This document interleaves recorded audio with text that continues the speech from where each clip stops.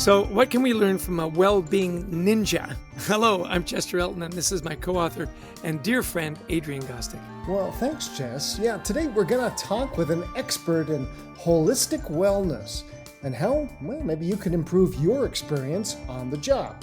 As always, we hope the time you spend with us will help reduce the stigma of anxiety at work and in your personal life. And with us is our new friend, Matt Persia, a self-proclaimed well-being ninja, what a great title, whose day job is the Director of Wellbeing and Engagement with NFP, an Aon company, an insurance broker with more than 7,700 employees.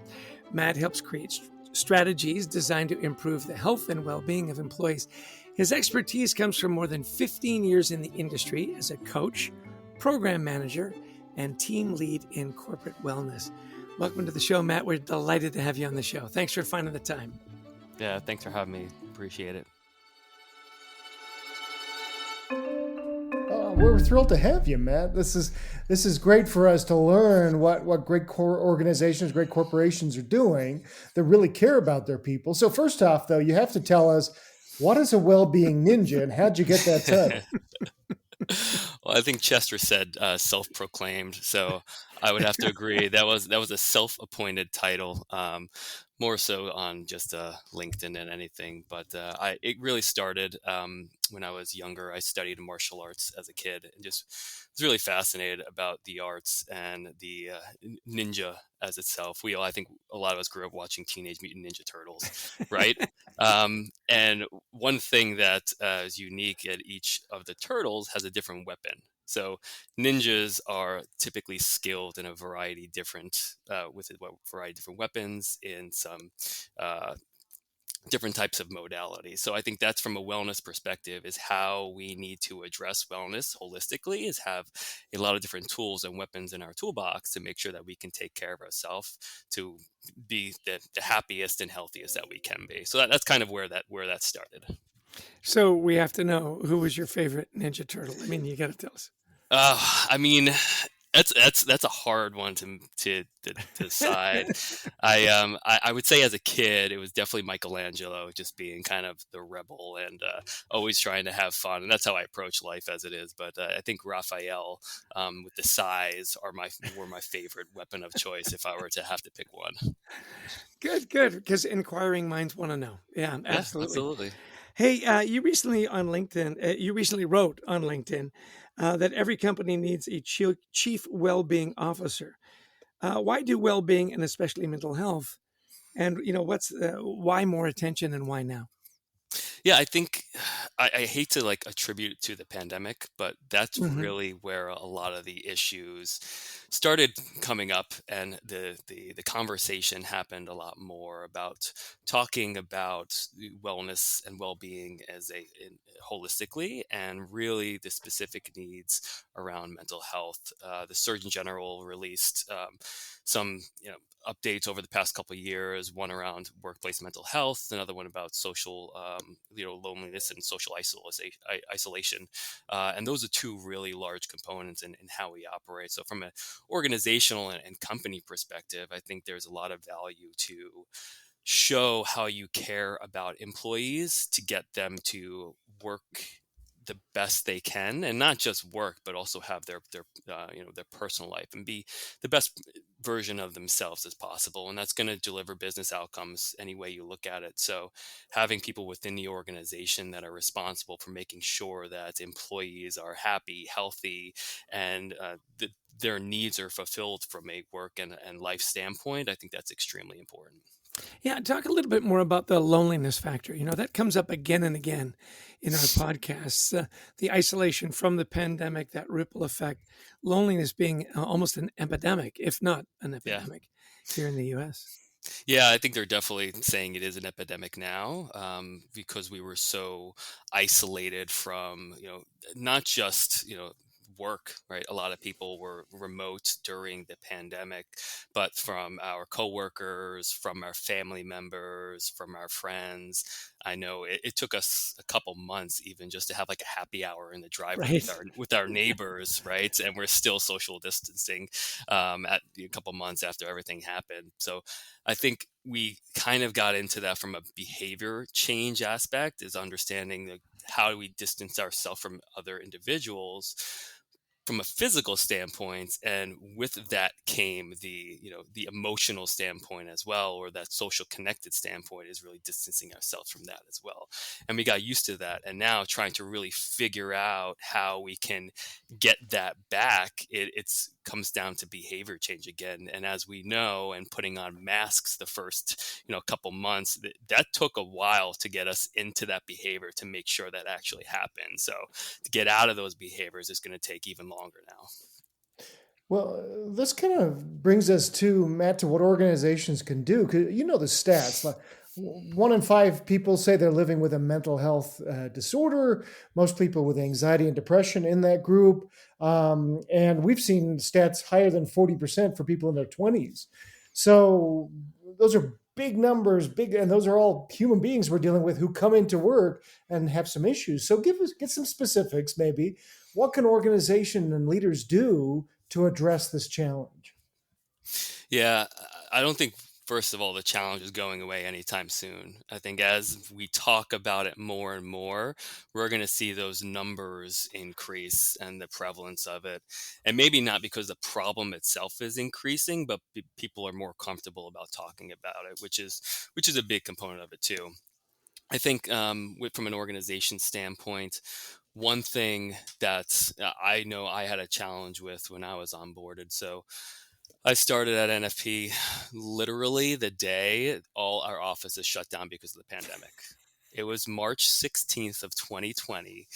I remember Sunday night watching the news being like, well, the world's going to shut down. And me trying to figure out, one, if I still had a job Right. that coming Monday. And then also like, where do I go? What do I do? How do I be onboarded? So like, Timing in life is everything, Matt. oh, Timing absolutely. is It was just weird, I think, is the best way to describe We it. It we was thought just we had so, it bad. We put out a book that week, but oh, I think you had it even worse, Matt. Yeah.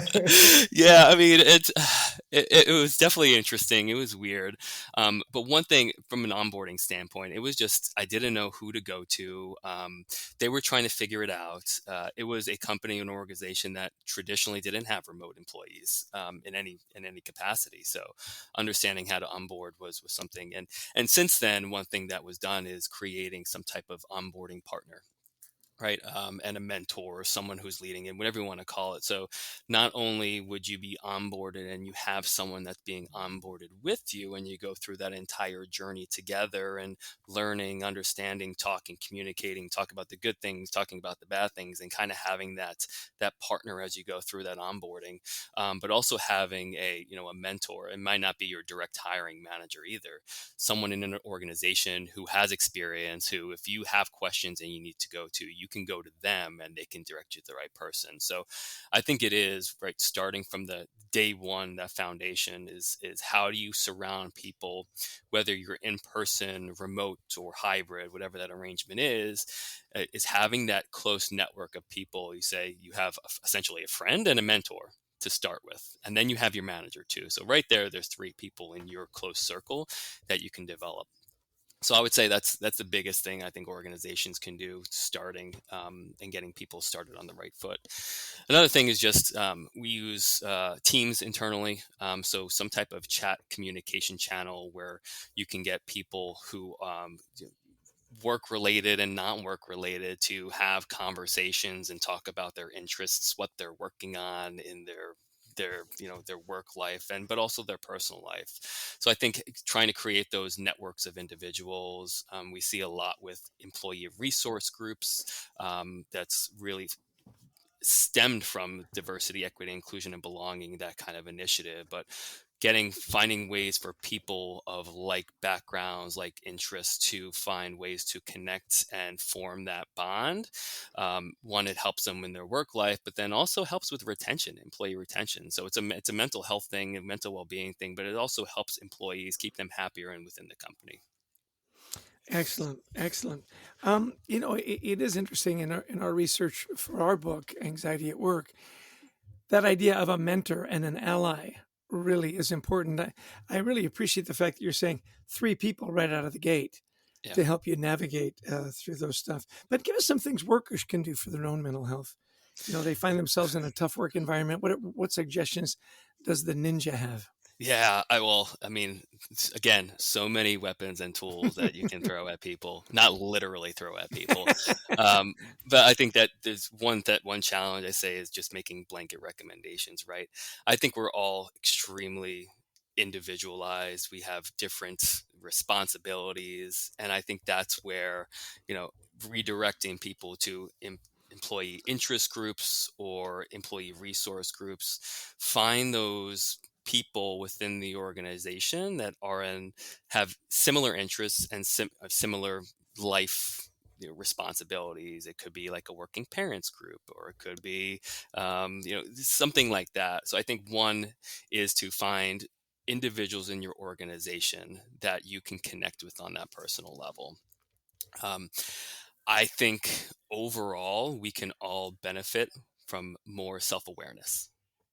So understanding where you are, how you're feeling on any given day at any given time is extremely important.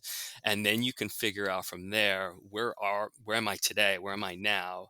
And what do I need to do to be able to get me to where I need to be, right? And that it's not maybe your best performance or your best self every day, but it's how can I be a little bit better today, right? What do I need? And I think understanding that process and having a set of questions that you might go through and reflections in a day to identify what you need that day. And that might be, for me, I like to do I'm a power lifter. I've done Olympic lifting, marathons. I compete in amateur golf league. I do so many different things, and each one of those activities is a tool or resource that I have if I'm feeling a specific way. So if I'm stressed out and I have a lot of things going on, I find that going for a long run or a long walk to just kind of turn off your brain, if you will, and just go through, like almost like a flow state and just let that go. That's been super powerful to me. I always use physical activity as kind of the first step in my, improving my mental well-being and stress levels. I think that's just for me from biological and physiological hormone response, there's a lot of evidence there that shows that's very positive. But for me, it's just, I'm feeling stressed, get moving. Figure out what you need to do to get moving. The third piece I would say is, for employees or people who are having challenges at work is on being able to be, open communication. Again, whether it is that ally, that mentor, that friend, that support system, who are the people that you can go to and have an honest and real conversation with to talk about the things that you need, what's going on, what's troubling you, and how they might be able to support you, improving or getting better. They might not be able to support you, but sometimes just talking about it, right? And they might be able to give you some direction, some things that you haven't thought of, right? When we're stressed out, when we have anxiety, a lot of times our brains aren't working optimally and we just forget about certain things that this might be helpful for me now, right? We just kind of close the focus on specific items and not see the entire ecosystem of what's available to us. So I think having that person to really bounce things off of, conversation and the transparency, can just, one, open up your mind, but also have someone just kind of act as that sounding board to say, okay, yeah, well, why don't you try X or try something differently? Sage advice, Matt. I love this. Yeah, this last one too of finding somebody who is supportive, and sometimes it's as again self-awareness.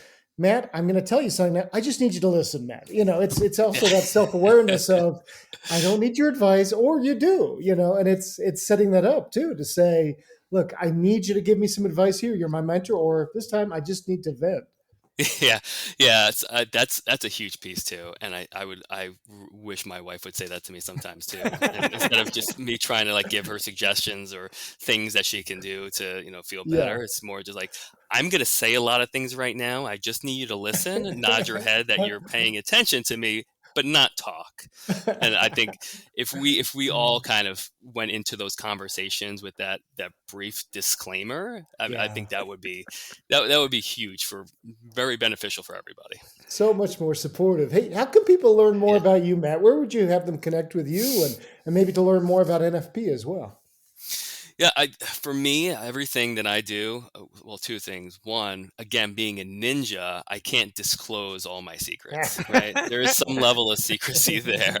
But a lot of things that I do, and how I help organizations and work within NFP is I do post on LinkedIn. So a lot of the resources, the things that I talk about, or things that I know are happening in the industry, and things that I find valuable that I read, I definitely share on LinkedIn as well. Well, give us some specifics, the ninja secrets you can give us, what you're doing at NFP. Maybe some specifics. You've given us some already. Maybe, Yeah. is there anything you tried that didn't work? You went, okay, so we realized that that's not for us, but things that have worked that maybe have been pretty successful. Yeah, I think one, that's a challenging question, because there are a lot of things that may work in one situation and scenario for one person or one organization, and that same thing's not going to work for another one. So a lot of it is trial and error, and again, the impetus of the ninja, right? They've tried to you know work on innovative strategies and different fighting techniques, and that their opponents would not expect, essentially, right? So I think that's another approach we take with well-being is, okay, well, let's try to figure out, um, based on all the things that we've done, what may work in this scenario and situation. Try to be forward thinking and innovative, and test new things out, test the boundaries, and really see if something's going to be effective. So one thing when we look at the how to put that in place is really trying to, one, understand an organization, two, understand the individuals that make up the organization, what their needs and interests are, and try to align the two. I think a big component of it is getting buy-in from leadership. And leadership could be from the executive level, people who are implementing the program, or even the middle managers who are effectively trying to deliver and get people engaged in programs. So I think first of all is really, one, asking the question, whether survey form, focus groups, however you want to ask, what's needed and what the interests are. That, across the board, is a great place to start. Second thing is trying to get that buy-in from the organizational leaders, so that anything you do can be successful. If you don't have that buy-in, whatever you do, it's not going to be successful, right? And then finding flexible solutions within the ecosystem that you can implement, whether it's a partner or a specific benefit. I think those things, the things that are technology driven, have some type of digital component, have some type of individual component to it, um, but also can be flexible and addressing all the different people and all their different needs. So one thing that we have internally, we've put in with a couple of our clients, is WellHub. It's formerly known as GymPass. There was they have a solution. It's for employers only, that has a variety of different. You can uh, access a gym membership and go to bunch of local gyms and fitness centers, brick and mortar. If you travel, anywhere you go, I'm going to Miami later this week. I might be able to find a place that I can work out that's built into my membership. But then there's also a lot of the digital components to it. We see how many apps are in the app store that are labeled health and fitness. You could probably find a million of them, right? Mhm. But understanding which ones are really transformative, which may have some clinical, background to it, and how it's delivered, or the content in it, is really important to find what those real solutions are. And WellHub has created that ecosystem for employer groups to say, You buy into this, here are the solutions or the apps that are going to be available to your employees, and they can use all of them, they can use one of them, they can use none of them, and based on what their needs are. So again, finding technology and solutions that are very flexible to fit all the variety of different needs and interests of the employee population, that's where you're going to get your biggest bang for your buck. It is really interesting. You mentioned WellHub. It used to be Gym Pass. For those of you that are Yeah. wondering what that is you think of it as gym memberships, but you mentioned that there are a lot of digital assets as well. There's meditation. There's what are some that you found work well in your organization over and above the gym memberships? Because generally, when we think of WellHub or Gym Pass, we think of going for a workout. It's more than Yeah. that, isn't it? Yeah, absolutely. And that we're seeing that not just with them, but a lot of different, ways we're implementing solutions into organizations. So for me, and that's that's the challenge too, is like me, I have a workout equipment in my basement, right? So I don't Right. need to go to a fitness center to work out, or I like to run outside. You will not find me on a treadmill at any point in time ever. So like for me, I wouldn't use that, and I really like that they rebranded from the gym, because that was the perception everyone had was, oh, I don't need a gym membership, I already have one, right? But that focusing on the wellness and it being a hub where you can get all these different resources. The things that I use are like the MyFitnessPal and tracking the nutrition and things I eat, getting sample recipes if I'm trying to eat healthier. Things like Strava, where I can go for a run, it's tracking my run, which also then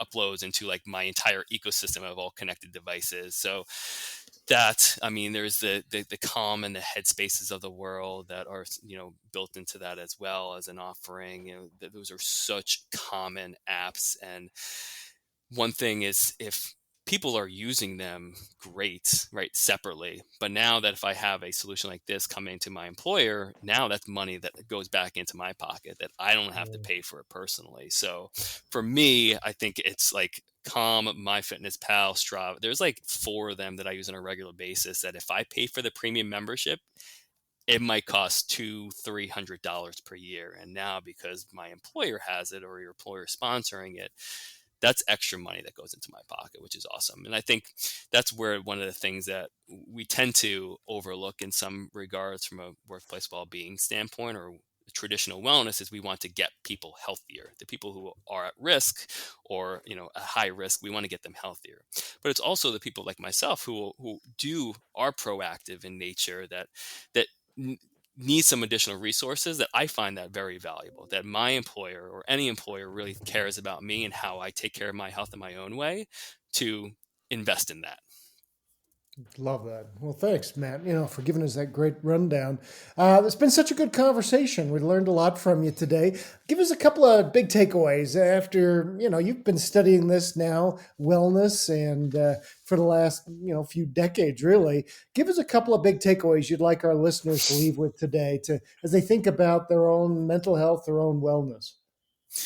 Yeah, I think the first one, as I said previously, just, focusing on building self-awareness and trying to really, whether it's a set of questions or reflections that you can do on a daily or weekly basis, doesn't have to be every day, understand where you are.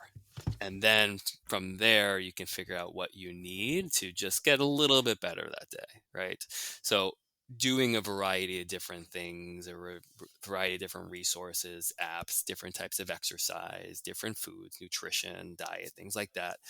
The variety of different things that you can incorporate into your life based on how you feel and what you need that day, I think is the most important thing. And a lot of people do work with coaches to help them identify what these resources are, and to get someone to invest in that way. Secondly, if you're looking at workplace well-being, think of it in 3 different ways. One, you have the individual, and what the individual needs is very specific to where they are. Then you have what the organization needs from a benefits standpoint, from a policies and procedures standpoint, is how can you change the work environment and the resources available to people to really support them where they are and what they need at any time. But then at the smaller, the community team level, right? those middle managers, those leaders in the organization, how can you provide support to them so that they can then support the people that work for them directly, and thinking of it at 3 different levels. And then the Excellent. last one, I would say, just be a ninja. Explore, learn, try and find unconventional solutions to, the challenges that we're facing every day. And that exploratory process is going to cover a lot of things. Excellent. Excellent. The Hey, our throwing guest, stars. Love the throwing stars. you can't be a ninja without throwing stars. Yeah.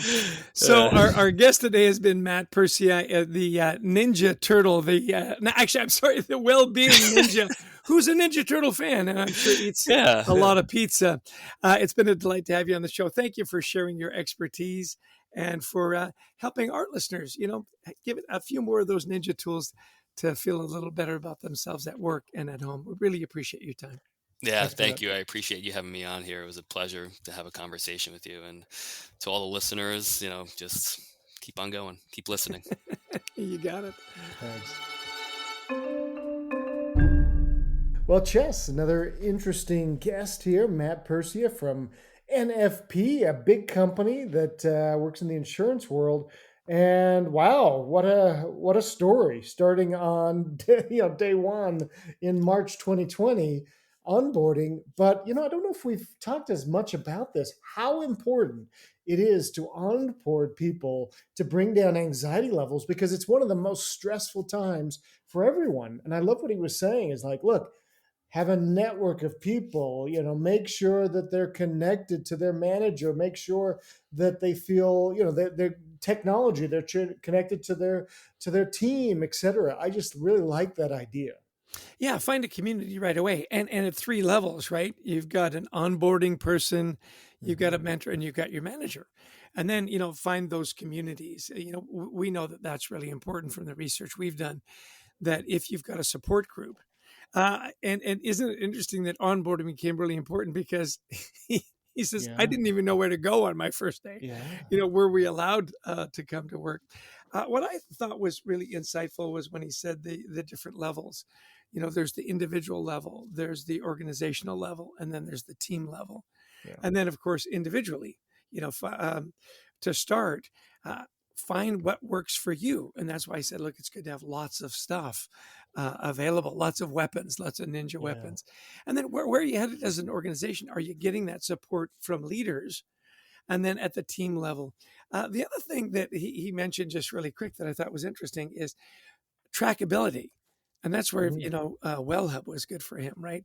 Yeah. That you've got this wellness universe, and it's not just a gym membership, but it's meditation. It's all those kinds of things, tracking your runs and so on, so that you've got some trackability. I think, it's so funny. I was listening to an Audible book. And for those of you that are big Audible fans, and I'm huge, I had 23 seconds left on my Audible book that I hadn't listened to, and so I didn't get the check mark. So I went back in and I listened to this, which basically says, this is an Audible book. Thank you for listening. But I wanted the check mark, that trackability is so important. That's interesting. Yeah. That's funny, because I know, just for anybody who's listening, Chester, when he's on stage, is like, you're carrying your phone around. I was like, why do you have your phone when you're speaking? It's not even on. And I want the steps. It's like, nobody knows that but you. That's great. Or I'm just expecting a really important call. Exactly. Yeah. I love that. And a couple other things that he really hammered home on was this idea of self-awareness. I'm seeing this more and more, especially, you and I, we deal with a lot of, senior level people that we're coaching. And it's amazing when they're trying to get to that next job, that bigger job, how many of their bosses say, Pete or Susan or Bob, they're just not self-aware. They can't see their weaknesses, or they can't see the things they need to improve. Now, he's talking about it, Matt's talking about it with wellness, but overall, how self-aware are we with our mental health, with our wellness, with what we need to improve on? And somebody told me recently, they said, think about, you're having lunch with yourself 10 years from now. What's yourself telling you about how you grew and how you developed? Or are you kind of just doing what you're doing already? Are you pushing yourself? So it was a great point. Yeah, that's that 2-letter exercise that Marshall Goldsmith, challenged us. A letter of thanks to your previous self. Yeah. And then what would you say to yourself 10 years from now? What would you hope to tell yourself 10 years from now? Yeah. That you took care of yourself mentally and physically, you took care of your family, you progressed in your career, and so on and so on. Yeah, that's self-awareness. And a lunch with yourself, that's a good one. I may try that tomorrow. I have lunch have lunch with scheduled yourself. for Yeah, today. But maybe tomorrow. Well, listen, we always want to end on a note of gratitude, and we're always grateful for our wonderful producer, Brent Klein, who makes this sound so much better than the original recording, to Christy Lawrence, who finds amazing guests for us, and of course, all of you who listen in. If you like the podcast, please share it. We'd also like you to visit our website, thecultureworks.com, for some free resources to help you and your team thrive. We've got a wonderful presence on LinkedIn. We've got a gratitude journal that you can sign up for. And what are the other things we do, Adrian? We do a bunch of stuff. We've got so much. Certainly pick up a copy of Anxiety at Work, our best-selling book on this subject. And we love to speak to audiences around the world, virtually or in person, on the topics of culture, teamwork, resilience. So give us a call. We'd love to talk to you about your event. Yeah, and one last thing, we've got a fun new platform called Lit Video Books. It's a short movie. They took our Anxiety at Work book and made it into a 29-minute short video. Anybody can sit still for 29 minutes. Not me, but most people can. And so give it a try at litvideobooks.com. Adrian, I always give you the last word, so bring us home. Well, also don't forget, we've got a wonderful Anxiety at Work training course. Yes. Got a half-day online training course that will get you certified in the brilliant ideas around bringing down anxiety levels, stress levels in your workplace while still getting stuff done. Featuring Chester, myself, my son, Anthony, as well as world leaders. And right now there's a 50% off special to launch this. So Christy, our associate producer, will put that in the show notes. We'd love you to check this out and let us know what you think. So until next time, we wish you the best of mental health.